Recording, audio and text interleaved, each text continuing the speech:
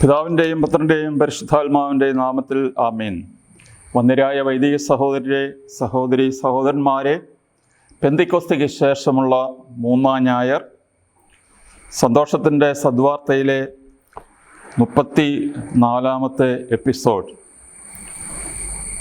ഇന്നത്തെ സുവിശേഷം യോഹന്നാൻ്റെ 6-ാം അധ്യായം 35 മുതൽ 46 വരെ ഉള്ള വാക്യങ്ങൾ.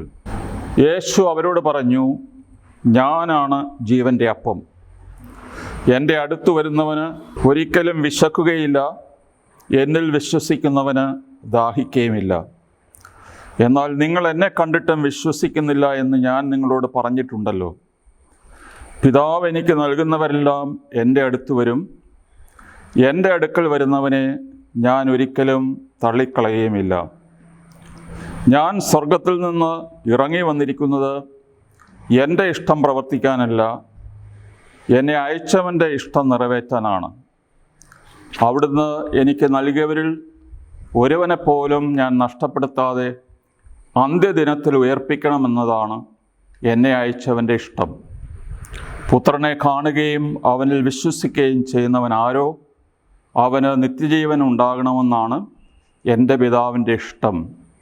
അന്ത്യദിനത്തിൽ അവനെ ഞാൻ ഉയർപ്പിക്കുകയും ചെയ്യും. ദൈവമേ, സ്തുതിക്ക് യോഗ്യമാകുന്നു. ബാറയ്ക്കുമോ. വിശുദ്ധ യോഹന്നാൻ്റെ സുവിശേഷത്തിൽ ഏഗോ ഏമി അയാം എന്ന് തുടങ്ങുന്ന 8 പ്രസ്താവനകളുണ്ട്. I am the bread of life, ഞാൻ ജീവൻ്റെ അപ്പമാകുന്നു. ഞാൻ ലോകത്തിൻ്റെ പ്രകാശമാകുന്നു. ഞാൻ ആടുകൾക്ക് വാതിലാകുന്നു. ഞാൻ നല്ല ഇടയനാകുന്നു. ഞാൻ പുനരുത്ഥാനവും ജീവനുമാകുന്നു. ഞാൻ വഴിയും സത്യവും ജീവനുമാകുന്നു. ഞാൻ സാക്ഷാൽ മുന്തിരിച്ചെടിയാകുന്നു. അവസാനമായി കർത്താവ് പറയുന്നു, before Abraham was I am. I was എന്നല്ല പറയുക, ഐ ആം എന്നാണ് പറയുക. ഐ ആം എന്ന് പറയുന്നത് ദൈവത്തിൻ്റെ സ്വന്തം ഡെഫിനിഷനാണ്. ദൈവം തനിക്ക് തന്നെ നൽകിയ നിർവചനമാണ്. അതിനാൽ ഈ ഓരോ പ്രസ്താവനയും യഹൂദരെ സംബന്ധിച്ച് ഒരു പ്രകോപനമായിരുന്നു. കാരണം യേശു ഇത് പറയുന്ന ഓരോ അവസരത്തിലും ഇവൻ ദൈവമാണ് എന്ന് സ്വയം സ്ഥാപിക്കുകയാണ് എന്നായിരുന്നു യഹൂദർ മനസ്സിൽ കരുതിയിരുന്നത്. എന്നാൽ വിശ്വാസികളായ നമ്മളെ സംബന്ധിച്ചിടത്തോളം ഈ യേശുവിൻ്റെ ഓരോ അവകാശവാദവും നമ്മുടെ ഒരു സ്പിരിച്വൽ നീഡിനെയാണ് അവിടെ കർത്താവ് യേശു മിശിഹ പരിഹരിക്കുവാനായിട്ട് ശ്രമിക്കുക. They express what Jesus is to us. കർത്താവായ യേശു നമ്മുടെ രക്ഷകൻ എന്നുള്ള നിലയിൽ ഏതെല്ലാം തരത്തിലാണ് നമ്മുടെ ജീവനെ എഫക്റ്റ് ചെയ്യുക, ഇത് കർത്താവിൻ്റെ ഒരു അവകാശമാണ്. ഭൗമികമായ ഭക്ഷണം കൊണ്ട് ഒരു ആത്മീയമായ വിശപ്പ് ശമിപ്പിക്കുവാനായിട്ട് സാധിക്കില്ല. കർത്താവ് നിത്യജീവൻ്റെ അപ്പത്തെക്കുറിച്ച് പറയുന്നു. പക്ഷെ ജനക്കൂട്ടത്തിന് വേണ്ടത് സാധാ ചപ്പാത്തിയാണ്. നമ്മളെ സംബന്ധിച്ച് യേശു പറയുന്ന ഈ കാര്യത്തിന് വെള്ളം ചേർക്കുവാൻ യേശു സന്നദ്ധനല്ല. അവിടുന്ന് പറഞ്ഞു, ഞാൻ സ്വർഗത്തിൽ നിന്ന് ഇറങ്ങി വന്ന ജീവൻ്റെ അപ്പമാണ്. ഒന്നാമതായി യേശു പറയുന്നു, എൻ്റെ അടുത്ത് വരുന്നവൻ ഒരിക്കലും വിശക്കുകയില്ല, എന്നിൽ വിശ്വസിക്കുന്നവന് ഒരിക്കലും ദാഹിക്കുകയുമില്ല. ഇത് കേൾക്കുമ്പോൾ ഉടനെ നമ്മുടെ ഓർമ്മ പോകുന്നത് മരുഭൂമിയിലെ അനുഭവത്തിലേക്കാണ്. അവർക്ക് വിശന്നപ്പോൾ ദൈവം മന്ന ഒഴിച്ചു കൊടുത്തു. അവർക്ക് ദാഹിച്ചപ്പോൾ തീക്കൽ പാറ പിളർന്ന് അരുവികൾ ഒഴുക്കിക്കൊടുത്തു. ഈ മരുഭൂമിയിലെ 40 സംവത്സരം ഇസ്രായേലിനെ സംബന്ധിച്ച് ഒരു നൊവീഷ്യറ്റായിരുന്നു. ഒരു പരിശീലന കാലം. അതിൻ്റെ ഉദ്ദേശത്തെക്കുറിച്ച് നിയമാവർത്തനം 8:3 വളരെ വ്യക്തമായി പറയുന്നു. ദൈവം എന്തിനാണ് ഇസ്രായേൽ ജനത്തെ 40 വർഷം മരുഭൂമിയിലൂടെ ഇട്ട് വട്ടം കറക്കിയത്? ഈജിപ്തിൽ അവരായിരുന്ന സ്ഥലത്തു നിന്ന് കാനാൻ നാട്ടിൽ വരാൻ ഒരാഴ്ചത്തെ നടപ്പ് പോലും ആവശ്യമില്ല. അതിന് പകരം 40 സംവത്സരം അവർ ഈ മരുഭൂമിയിലൂടെ ചുറ്റിക്കറങ്ങി. ഇവിടെ പറയുന്നു, നിങ്ങളെ എളിമപ്പെടുത്തുകയും വിശപ്പറിയാൻ വിടുകയും നിങ്ങൾക്കും നിങ്ങളുടെ പിതാക്കന്മാർക്കും അപരിചിതമായിരുന്ന മന്ന കൊണ്ട് നിങ്ങളെ സംതൃപ്തരാക്കുകയും ചെയ്തത് അപ്പം കൊണ്ട് മാത്രമല്ല, കർത്താവിൻ്റെ നാവിൽ നിന്ന് പുറപ്പെടുന്ന ഓരോ വാക്കുകൊണ്ടുമാണ് മനുഷ്യൻ ജീവിക്കുന്നതെന്ന് നിങ്ങൾക്ക് മനസ്സിലാക്കി തരാൻ വേണ്ടിയാണ്. അത് വളരെ വ്യക്തമാണ്, അതിൽ നിന്ന് വ്യാഖ്യാനം ആവശ്യമില്ല. കർത്താവ് ഇവിടെ ഞാൻ സ്വർഗത്തിൽ നിന്ന് ഇറങ്ങി വന്ന അപ്പമാണ് എന്ന് പറയുമ്പോൾ ഒരു മനുഷ്യൻ്റെ പറഞ്ഞറിയിക്കാൻ സാധിക്കാത്ത വിധത്തിലുള്ള ആത്മാവിൻ്റെ ദാഹങ്ങളുണ്ട്. ഈ ദാഹങ്ങളെ തൃപ്തിപ്പെടുത്തുവാൻ, ഈ വിശപ്പിനെ ശമിപ്പിക്കുവാൻ കർത്താവിന് സാധിക്കും എന്നുള്ള ഒരു അവകാശവാദമാണ് ഇവിടെ പറയുന്നത്. രണ്ടാമതായി യേശു പറയുന്നു, പിതാവ് എനിക്ക് നൽകുന്നവരെല്ലാം എൻ്റെ അടുത്ത് വരും. പിതാവ് എനിക്ക് നൽകിയവർ. വിശുദ്ധ യോഹന്നാൻ്റെ സുവിശേഷം 17 കർത്താവ് ശിഷ്യർക്ക് വേണ്ടി മധ്യസ്ഥ പ്രാർത്ഥന നടത്തുമ്പോൾ 2 പ്രാവശ്യം ആവർത്തിച്ച് പറയുന്നുണ്ട്, നീ എനിക്ക് തന്നവർ.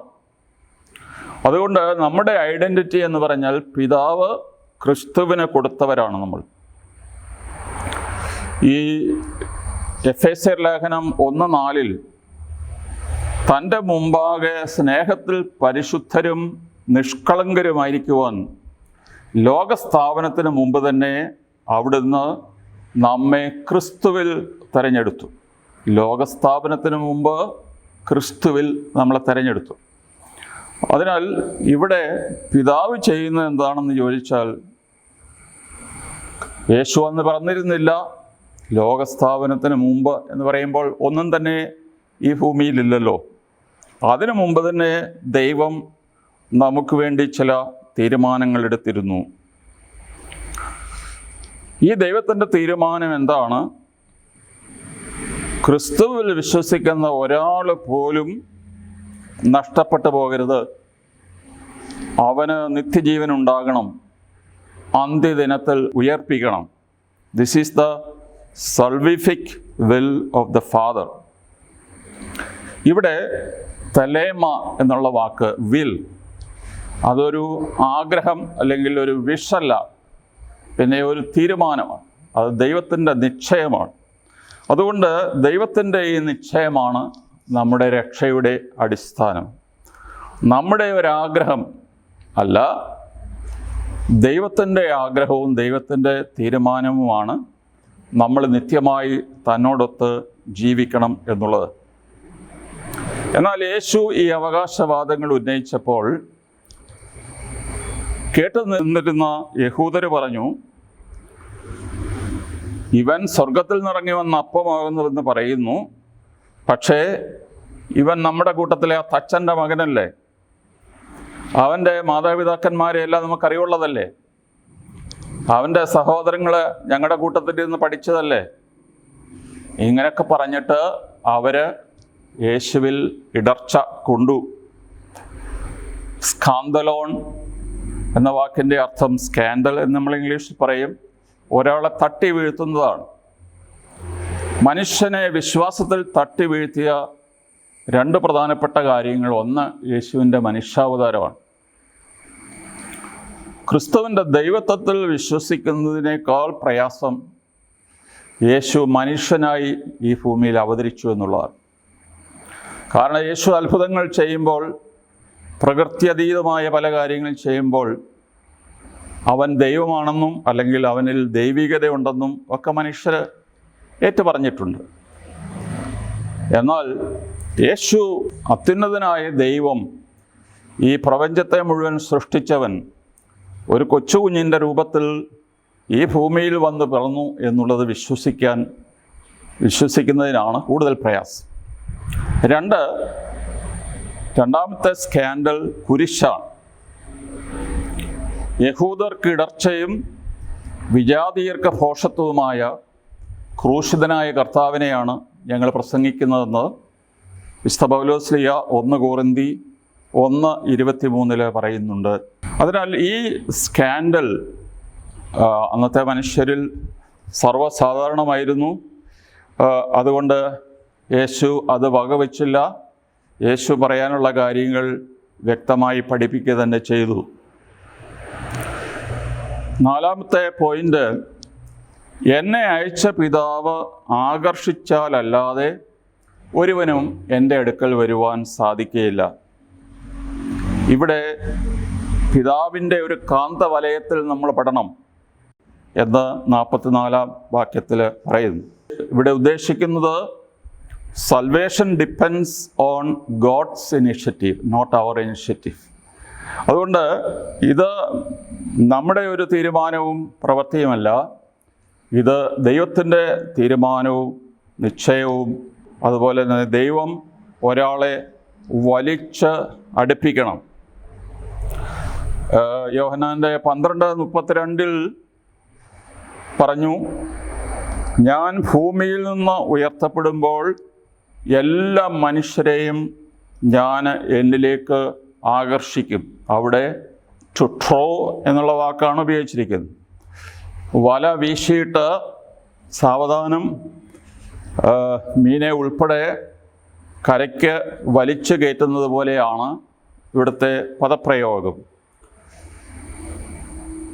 ഞാൻ ഇവിടെ ഭൂമിയിൽ നിന്ന് ഉയർത്തപ്പെടുമ്പോൾ എന്ന് പറഞ്ഞാൽ കർത്താവിൻ്റെ കുരിശാരോഹണത്തെക്കുറിച്ചാണ് പറയുക. കർത്താവിൻ്റെ കുരിശാണ് ഇനിയും മനുഷ്യ രക്ഷയിലേക്ക് മനുഷ്യരെ വലിച്ച് അടുപ്പിക്കുന്നത്. 5ാമത്തെ പോയിന്റ്, അവരെല്ലാവരും ദൈവത്താൽ പഠിപ്പിക്കപ്പെട്ടവരാകും. യെശയ്യ 54:13, കർത്താവ് നിന്റെ പുത്രരെ പഠിപ്പിക്കും, അവർ ശ്രേയസ്സാർജിക്കും. ജെറമ്യ 31:33 നമുക്കറിയാവുന്നതുപോലെ നിയമം ഉള്ളിലെഴുതപ്പെടും. ഹൃദയത്തിൻ്റെ ഭിത്തിയിലാണ് നിയമം എഴുതുക. അത് ദൈവം മനുഷ്യരെ പഠിപ്പിക്കുന്ന രീതിയാണ്. ഇവിടെ ഇതെല്ലാം കൂടി സംഗ്രഹിച്ച് നമ്മൾ പറയുമ്പോൾ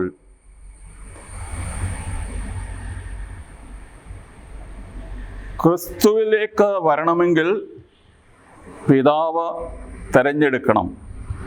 അതാണ് എഫേസ്യർ ലേഖനത്തിൽ പറഞ്ഞത്, പ്രീ ഡെസ്റ്റിനേഷൻ. 2, ക്രിസ്തുവിലേക്ക് വരണമെങ്കിൽ പിതാവ് ആകർഷിക്കണം. 3, ക്രിസ്തുവിലേക്ക് വരാൻ പിതാവ് പഠിപ്പിക്കണം.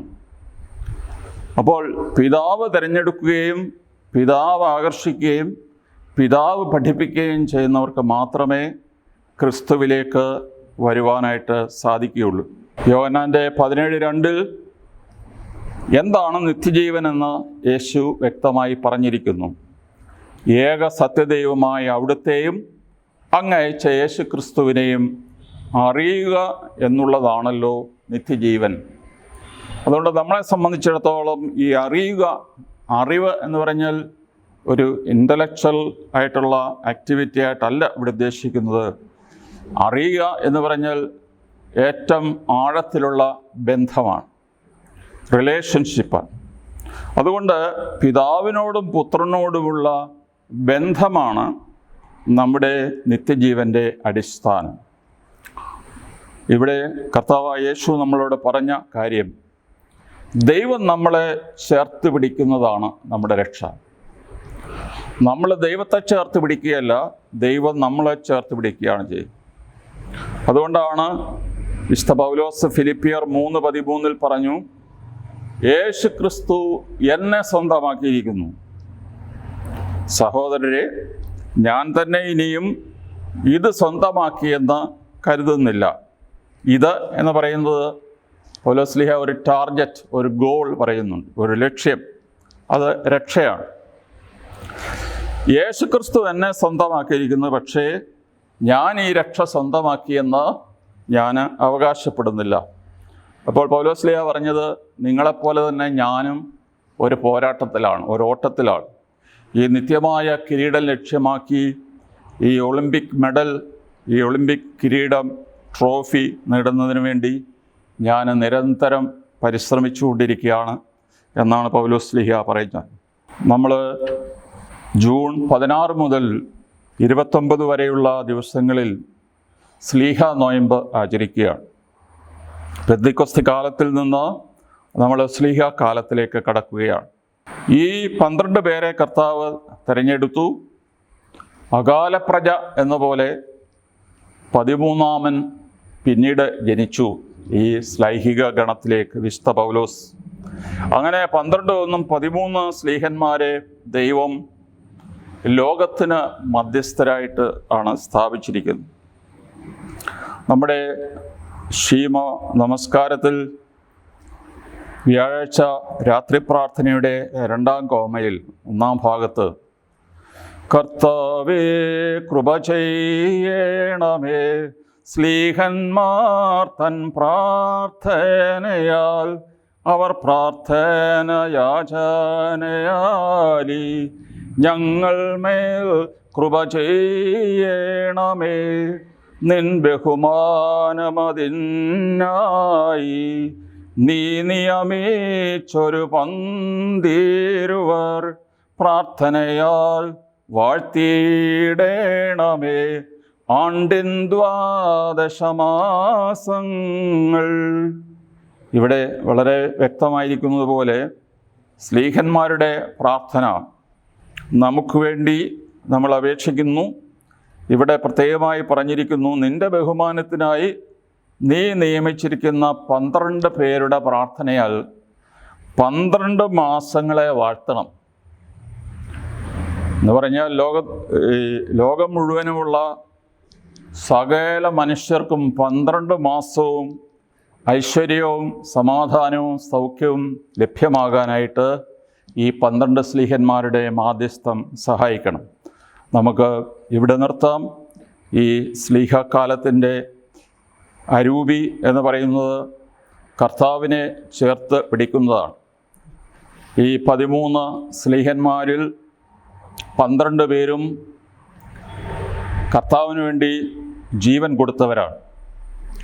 കുരിശെടുത്ത് എന്നെ അനുഗമിക്കുക എന്ന് പറയുന്ന ഏറ്റവും കൂടിയ ശിഷ്യത്വത്തിൻ്റെ വില കൊടുത്തവരാണ് അവരെല്ലാവരും. അതുകൊണ്ട് അവരുടെ മാധ്യസ്ഥത്തിന് പ്രത്യേകമായ ശക്തിയുണ്ട് എന്ന് വിശ്വസിച്ച് സഭയ്ക്ക് വേണ്ടിയും ലോകത്തിനു വേണ്ടിയും നമുക്ക് പ്രാർത്ഥിക്കാം. പിതാവിനും പുത്രനും പരിശുദ്ധ റൂഹായിക്ക് സ്തുതി, ആദ്യം മുതൽ എന്നേക്കും. ആമേൻ.